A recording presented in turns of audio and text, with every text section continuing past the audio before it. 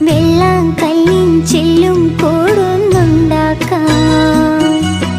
ഉള്ളിനുള്ളിൽ താലോലിക്കാമെന്നെന്നും എന്തേ പോരാത്തു വാവേ വാവാച്ചി.